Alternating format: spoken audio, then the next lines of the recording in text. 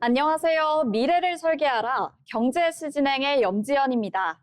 오늘은 최윤희, 이정현, 그리고 김하일 아나운서와 함께하겠습니다. 안녕하세요. 뉴욕 증시에서 3대 지수가 모두 상승 마감했습니다. 지난 주말 결렬됐던 미국과 이란의 종전 협상이 물밑에서 계속되고 있을 것이란 이란의 기대감 덕분이었는데요.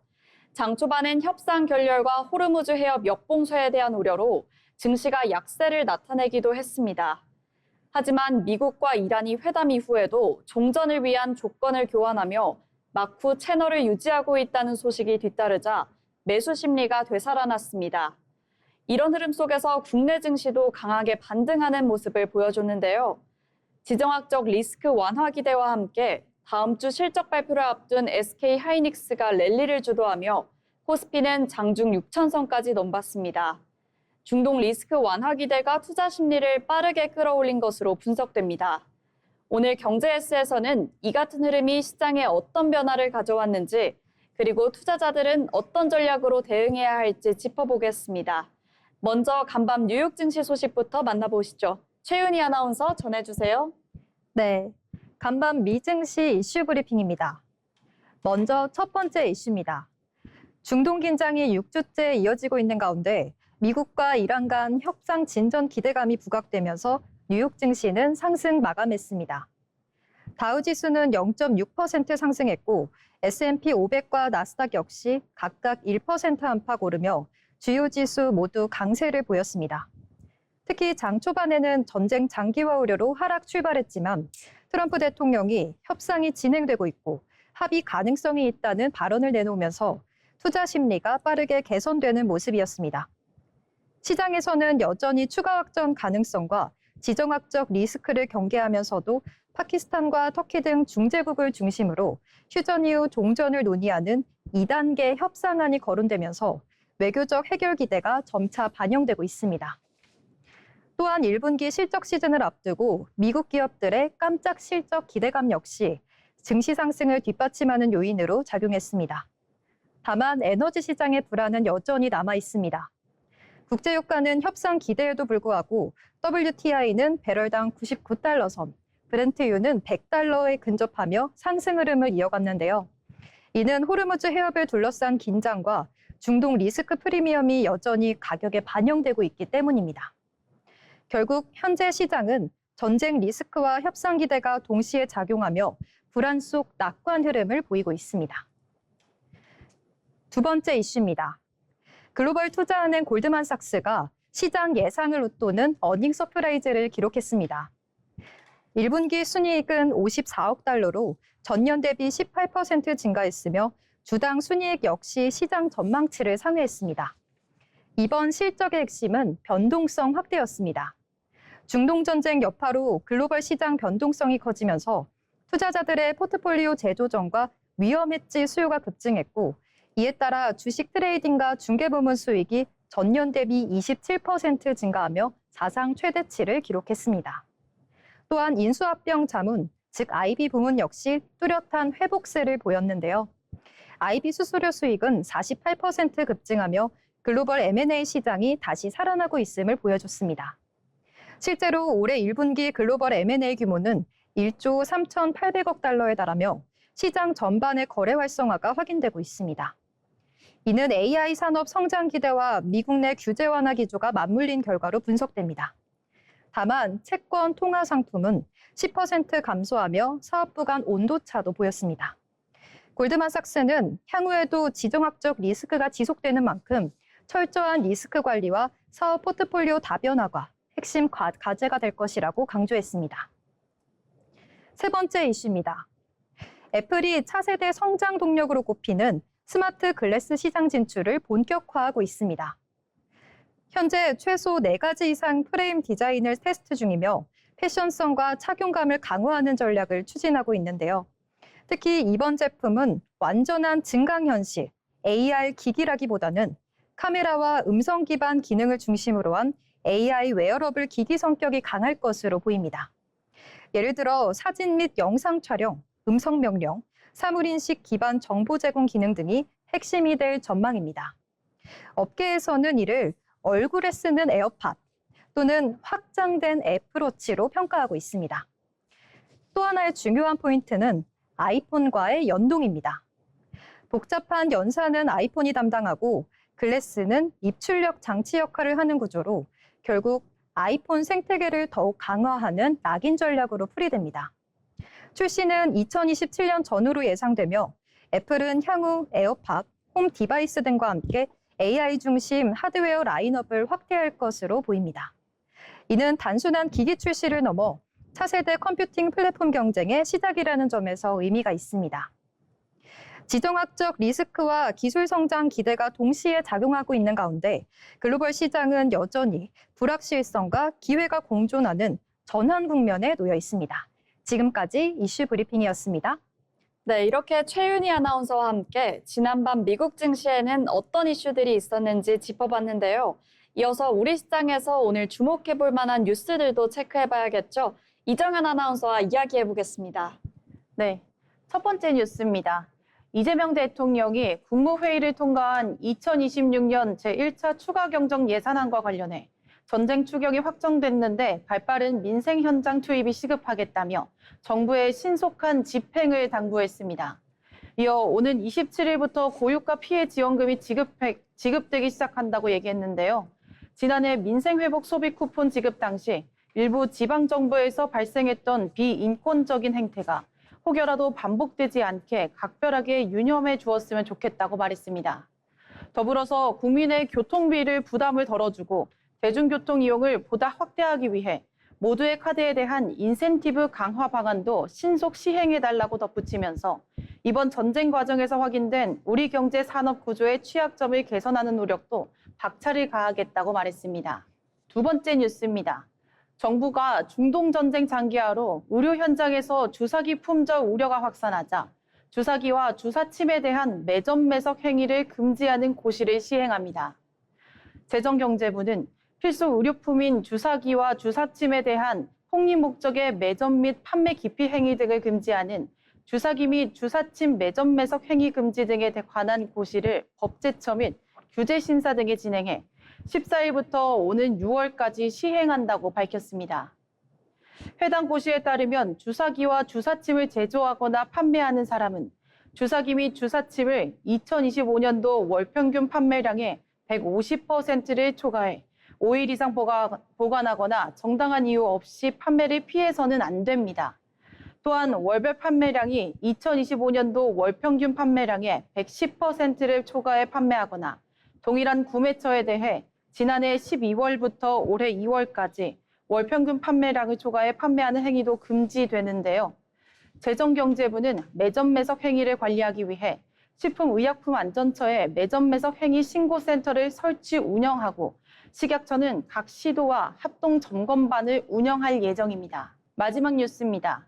정부가 이란과의 협의 과정에서 호르무즈 해협에 있는 한국 선박에 대한 정보를 공유한 것으로 전해졌습니다. 외교부에 따르면 이란을 방문한 정병하 외교장관 특사는 호르무즈 해협에 머물고 있는 한국 선박과 선원의 안전 문제 등을 협의하는 과정에서 선박 관련 정보를 공유한 것으로 알려졌는데요. 해양수산부에 따르면 호르무즈 해협을 통과하지 못하고 있는 한국 선박은 총 26척, 선원은 173명입니다. 이란 측은 앞서 선박 통항과 관련한 협의를 하려면 한국 선박의 정보 제공이 필요하다고 요구해왔는데 정부는 그간 우리뿐 아니라 모든 선박의 통항이 자유롭게 이루어져야 한다는 입장을 유지해왔습니다. 다만 미국과 이란 간 종전 협상이 결렬되면서 당분간 호르무즈 해협 통항 문제가 구체적인 진전을 보기는 어렵다는 전망이 나오고 있습니다. 지금까지 경제뉴스 브리핑이었습니다. 오늘은 중동 전쟁 여파 속에서 민생 안정과 경제 대응, 그리고 외교 현안까지 다양한 소식 전해드렸습니다. 정부는 전쟁 추경을 통해 고유가 지원과 교통비 부담 완화에 나서는 한편 의료품 사재기 방지 대책도 시행합니다.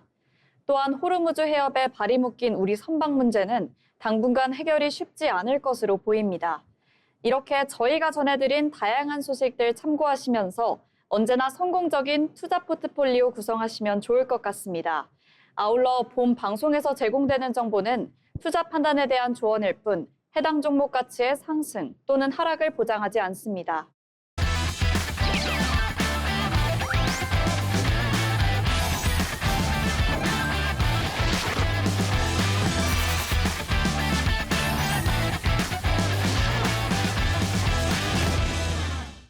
네, 이번 시간은 부자가 되고 싶은 아나운서들이 모여 주식과 경제 이야기 나눠보는 돈의 맛 시간입니다. 먼저 국내 증시 마감 상황 알아보겠습니다. 김하일 아나운서 전해주시죠. 4월 14일 화요일 국내 증시 마감 시황입니다. 중동 지역을 둘러싼 긴장감이 이어지면서 시장은 여전히 방향성을 탐색하는 흐름을 보이고 있습니다. 특히 글로벌 변수에 따른 경계 심리가 지속되면서 변동성도 확대되는 모습이었는데요. 다만 이러한 불확실성 속에서도 주요 기업들의 실적 기대감과 외국인 수급 변화가 투자 심리를 일부 지지하는 흐름이었습니다. 오늘 증시 자세히 살펴보겠습니다. 먼저 코스피 지수입니다. 코스피는 전거래일보다 2.74% 상승하면서 5,967선에서 마감했습니다.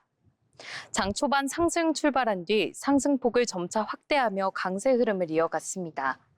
오후 들어 일부 상승폭을 반납하긴 했지만 전반적으로는 상승세를 유지하면서 마감했습니다. 코스닥은 상승 출발한 뒤 장 초반 상승폭을 확대하며 강세 흐름을 보였습니다. 이후 장중 등락은 있었지만 내내 상승권을 유지하며 상승폭을 일부 축소한 채 마감했습니다. 2% 상승하면서 1,121선에서 마감했습니다. 코스피 수급 상황 이어서 살펴보겠습니다. 외국인이 8천억 원 넘게 순매수에 나선 가운데 기관은 1조 원이 넘는 대규모 매수세를 기록하면서 시장을 강하게 뒷받침했습니다. 반면 개인은 2조 원 넘게 순매도에 나서면서 차익 실현에 집중했는데요. 오늘 수급은 기관과 외국인이 주도한 하루였습니다. 코스닥 수급 상황도 이어서 살펴보겠습니다. 기관이 1,000억 원 넘게 순매도에 나서면서 매물 압력을 키웠습니다. 외국인 역시 소폭 매도세를 보였고요. 반면 개인은 1,000억 원 넘게 순매수에 나서면서 물량을 받아냈습니다. 코스닥은 개인이 매수세를 주도한 모습이었습니다. 코스피 시가총액 상위 종목 가운데 전반적인 종목이 상승하면서 시장은 붉은 흐름을 보였습니다. 삼성전자가 2% 상승하면서 20만 6,500원에 마감했는데요. 반도체 업황 기대감을 반영한 모습이었습니다. SK 하이닉스도 6% 넘게 급등하면서 강한 상승세를 보였습니다. 여기에 SK 스퀘어도 10%대 급승세를 기록하면서 대형 기술주 중심의 상승이 지수를 견인한 모습이었습니다. 코스닥 시가총액 상위 종목 가운데서는 알테오젠이 하락세를 보이면서 약세 흐름을 코스닥 시가총액 상위 종목 가운데서는 알테오젠이 하락세를 보이면서 약세 흐름을 나타냈습니다. 에코프로비움 역시 내림세를 보이면서 2차 전지 업종 전반의 부담으로 작용했습니다. 반면 HLB는 상승 흐름을 이어가면서 일부 바이오 종목은 차별화된 움직임을 보였습니다. 당분간 시장은 중동 지역을 둘러싼 지정학 리스크와 함께 본격적인 실적 시즌에 대한 기대감이 맞물리면서 지수보다는 종목별 흐름이 더욱 부각되는 장세가 이어질 것으로 보입니다. 지금까지 국내 증시 마감 시황이었습니다. 네, 오늘 시장은 미국과 이란 간 협상 기대감이 다시 부각되면서 투자 심리가 빠르게 회복됐고 코스피는 2% 넘는 상승세로 강하게 마감했습니다. 특히 협상 재개 가능성이 전해지며 낙관론이 확산된 가운데 SK 하이닉스를 비롯한 시가총액 상위 종목들이 일제히 상승하며 지수 반등을 이끌었습니다. 시장에서는 이번 반등이 지정학적 리스크 완화 기대를 반영한 만큼 향후 협상 진행 상황에 따라 변동성이 이어질 것으로 보고 있습니다. 그럼 오늘 장에서 어떤 종목들이 주목받았는지도 살펴봐야겠죠? 먼저 최윤희 아나운서 어떤 종목 준비하셨을까요? 네, 오늘 살펴볼 특징주 LS 머트리얼즈입니다. LS 머트리얼즈가 AI 데이터 센터 전력 인프라 투자 확대 기대감에 강세를 보였습니다. 오전 장 초반 기준 전거래일 대비 13% 넘게 상승하며 23,000원대에서 거래되기도 했습니다. 이번 상승은 글로벌 빅테크 기업 오라클이 연료전지 기업 블룸에너지와 대규모 전력 공급 계약을 체결한 영향으로 풀이됩니다. 블룸에너지는 오라클에 약 1.2기가와트 규모의 전력을 공급하기로 했으며 향후 최대 2.8기가와트까지 확대할 계획인데요. AI 데이터 센터 확장이 본격화되면서 안정적인 전력 확보가 핵심 과제로 떠오르고 있고 이에 따라 전력 설비와 에너지 인프라 전반에 대한 투자 필요성이 빠르게 부각되고 있습니다. 특히 전력망 부담과 공급 지연 이슈가 이어지면서 분산형 전력 시스템과 전력 저장 관리 솔루션에 대한 수요도 증가하는 흐름입니다. 이 같은 흐름 속에서 전력 인프라 밸류체인 전반으로 투자 심리가 확산되고 있는데요. LS 머트리얼즈는 전력 저장 및 에너지 효율 관련 소재 사업을 영위하는 기업으로 데이터 센터 전력 수요 증가에 따른 수혜 기대가 반영되며 주가가 상승한 것으로 분석됩니다. 특히 AI 산업 성장과 함께 전력 사용량이 급증하면서 단순 발전을 넘어 저장, 변환, 효율화 기술의 중요성이 커지고 있다는 점에서 중장기적인 성장 기대감에도 이어지고 있습니다. 그럼 차트 보겠습니다. 시가는 21,350원, 고가는 23,125원으로 종가는 21,900원에 거래 마감됐습니다. 지금까지 LS 머트리얼즈였습니다. 네, 오늘 LS 머트리얼즈는 AI 데이터 센터 전력 수요 확대 기대감에 힘입어 큰 폭의 상승세를 보였습니다. 전력 인프라 투자 확대 흐름 속에서 에너지 저장, 효율 소재 기업으로서의 수혜 기대가 주가에 반영된 모습이었습니다. 이처럼 AI 데이터 센터 확장에 따른 전력 인프라 수요 증가와 맞물린 LS 머트리얼즈의 흐름 계속해서 주목해 보시면 좋을 것 같습니다. 다음으로 오늘 시장에서 눈에 띄는 종목도 함께 살펴보겠습니다. 오늘 SK하이닉스가 미국 기술주 강세에 힘입어 112만 원 선을 넘어서며 신고가를 경신했습니다. 한국거래소에 따르면 오전 10시 19분 기준 SK하이닉스는 전거래일 대비 7.98% 오른 112만 3천 원에 거래됐습니다. SK하이닉스의 직전 신고가는 2월 26일 종가인 109만 9천 원입니다. 이 같은 강세는 미국과 이란 종전 협상이 타결될 것이라는 기대감에 뉴욕 증시에서 기술주가 강세를 보인 영향으로 풀이됩니다. 미국 로이터, CNN 등에 따르면 양궁의 협상 타결 시도가 물밑에서 이어지고 있으며 미국 당국자는 합의에 도달하기 위해 노력하는 과정에서 진전이 있다고 밝힌 것으로 알려졌습니다. 이에 따라 간밤 뉴욕 증시 3대 지수는 모두 상승 마감했습니다. S&P 500, 나스닥 지수는 전쟁 이전 수준을 회복했습니다. 특히 기술주 강세가 이어지면서 필라델피아 반도체 지수가 9거래일 연속 상승하는 등 사상 최고치 랠리를 이어가고 있습니다. 이런 분위기가 국내 증시에 반영되며 반도체 대형주를 중심으로 강세가 나타나는 것으로 보입니다. 그럼 다음 특징주도 함께 만나보겠습니다. 이정현 아나운서 어떤 종목 준비하셨을까요? 네, 오늘 특징주는 남선 알루미늄입니다.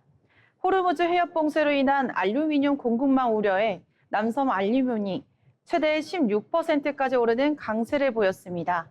중동 국가들은 전 세계 알루미늄 공급량의 9%를 생산하고 있는데요.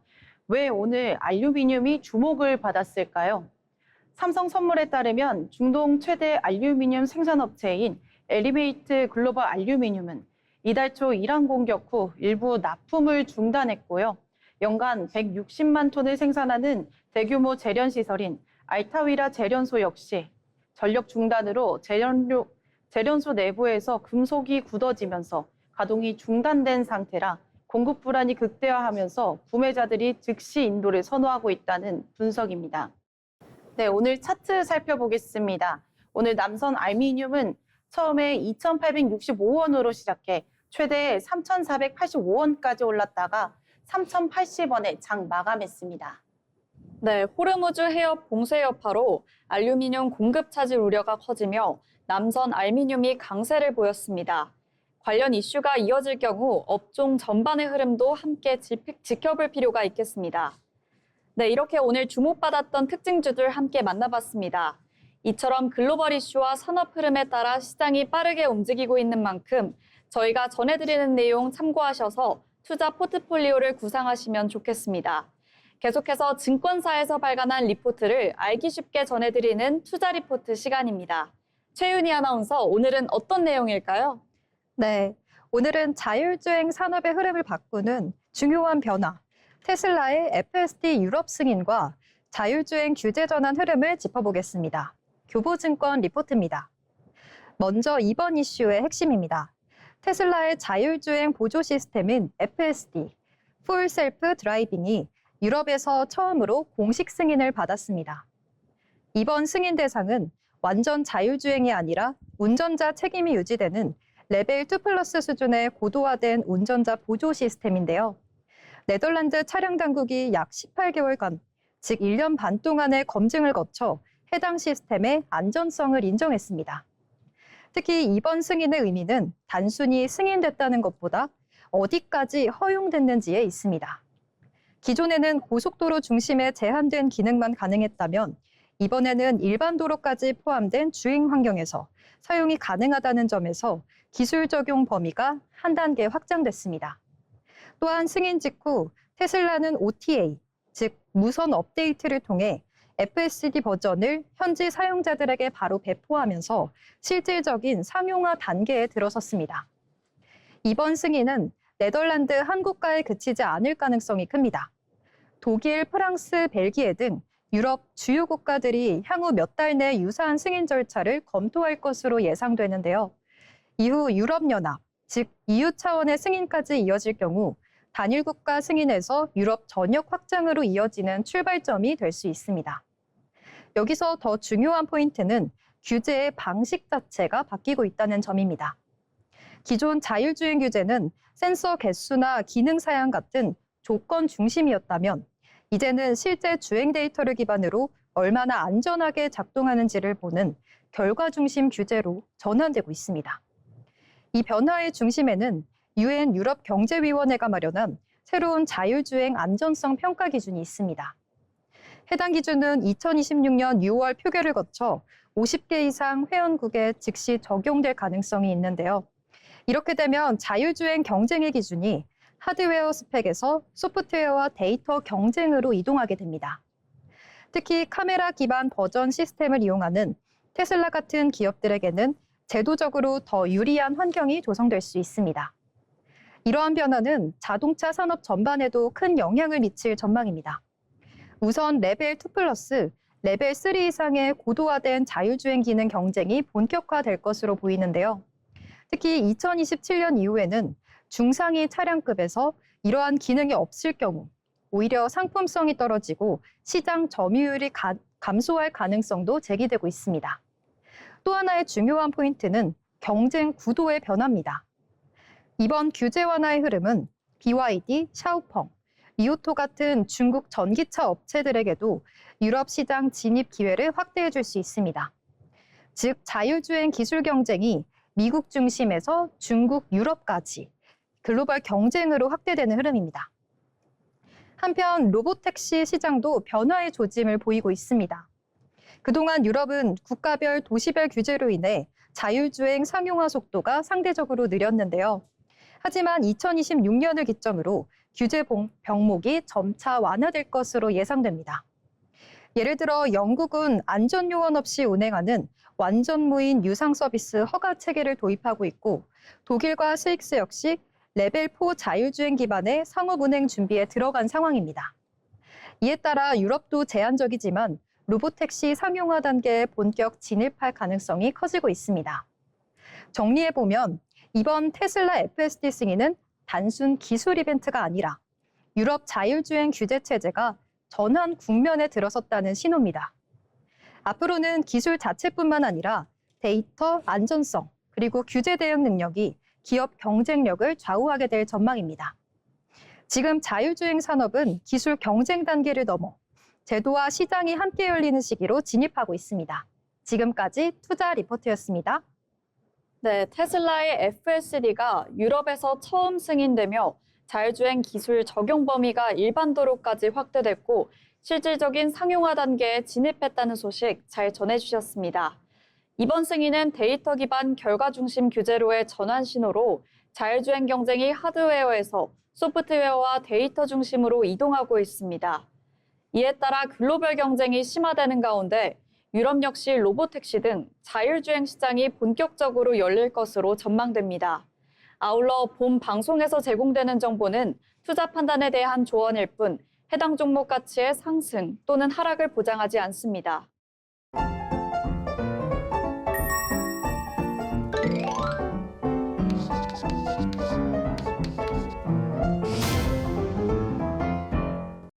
네, 오늘 방송 벌써 마칠 시간이 다가왔는데요. 그럼 마지막으로 오늘 시장을 한 줄로 요약해 보도록 하겠습니다. 먼저 최윤희 아나운서 오늘 장 어떻게 보셨을까요? 네, 저는 오늘 시장을 지정학 리스크 완화가 만들어낸 강한 되돌림 장세라고 정리해 보겠습니다. 중동 리스크로 눌려있던 투자 심리가 미국 이란 협상 기대감으로 빠르게 회복하면서 코스피가 2% 넘게 급등하며 장중 6,000선을 다시 탈환하는 모습을 보였는데요. 특히 반도체와 증권업종을 중심으로 실적 기대감이 다시 부각된 점이 지수 상승을 견인했습니다. 다만 외국인의 대규모 매도와 여전히 남아있는 지정학적 변수는 경계 요인으로 남아 있습니다. 이번 반등이 단기 반등에 그칠지 아니면 추세 전환으로 이어질지 다음 주 흐름까지 지켜봐야겠습니다. 네, 그러면 이정은 아나운서의 오늘장 한 줄 평 들어보도록 하겠습니다. 네, 한동안 급등락을 반복했던 롤러코스터 변동 장세 속에서 이제야 기지개를 피는 하루가 된 것 같습니다. 중동 리스크 완화 기대감에 식어가던 투자 열기가 되살아났었는데요. 증권가에서는 중동 사태 완화로 외국인은 실적과 펀더멘털에 초점을 맞출 것으로 보인다면서 전 세계 증시에서 수익성 대비해 가장 낮은 밸류에이션을 기록하고 있는 코스피 시장에 대한 관심이 집중될 것이라고 말했습니다. 앞으로도 이 좋은 흐름 계속해서 이어갔으면 좋겠습니다. 네, 두 분께서 오늘장을 잘 정리해 주셨는데요. 저는 오늘장 내일도 빨간불 활활 타올라라 이렇게 요약해 보겠습니다. 중동 리스크 완화 기대감 속에 눌려있던 투자 심리가 되살아나며 시장이 힘있게 반등했는데요. 다만 여전히 남아있는 변수들 속에서 이 흐름이 이어질 수 있을지는 조금 더 지켜봐야겠습니다. 오늘 방송은 여기서 마치겠습니다. 시청해주신 여러분 고맙습니다.